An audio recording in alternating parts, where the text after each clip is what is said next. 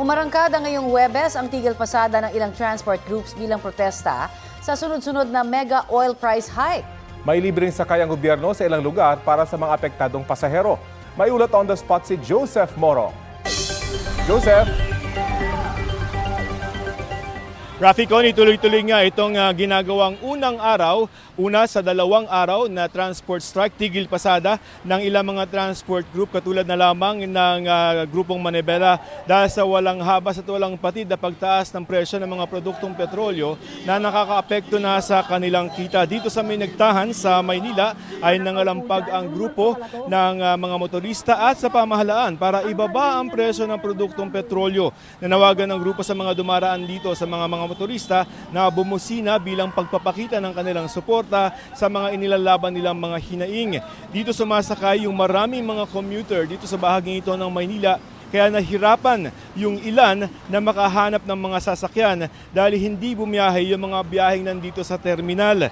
Pero nag-deploy ng ilang truck ang lokal na pamahalaan ng Maynila para sa libreng sakay at may ilan na kinuha ito. Sumabay kami sa isang libreng sakay na truck at napansin natin na bagaman may mga stranded na mga pasahero ay hindi naman sila ganoon kadami. Ang mga sumakay na mga pasahero kinailangan maghintay na mapuno muna yung libreng sakay pero hindi naman nila ito inaalintana. Nawagan ang grupong Manibela sa gobyerno, partikular kay Pangulong Bongbong Marcos na agad na suspindihin yung excise tax matapos ng pirmahan kahapon ang batas para sa emergency powers na yan.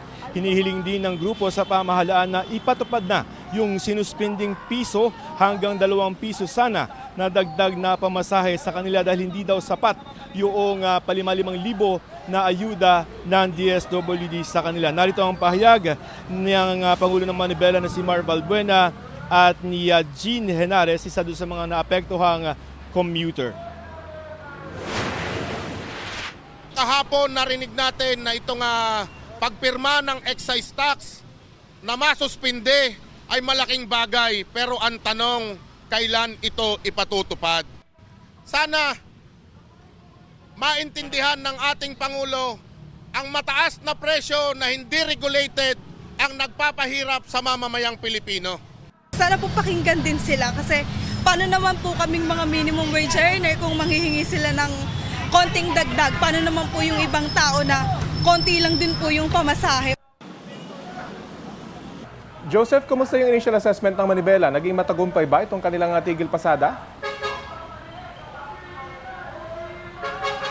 Sa assessment nila ay naging matagumpay naman sila sa pagsasagawa noong kanilang mga kilos protesta ngayong umaga, at kahit naman dun sa reception ng ilang mga motorista ay kapag dumadaan sila dito, kahit yung mga ordinaryong mga nakasakay sa mga kotse, sa mga lalo na dun sa mga motor ay bumubusina sila, pagpapakita na kahit sila ay nararamdaman yung ipinapanawagan nitong Manibela na kahit naman lahat naman tayo ay umaaray na doon sa patuloy pa rin na pagtaas ng presyo ng produktong petrolyo. 21 at strike centers yan at marami nga dyan sa Metro Manila, Rafi, tulad ng nasabi ko kanina.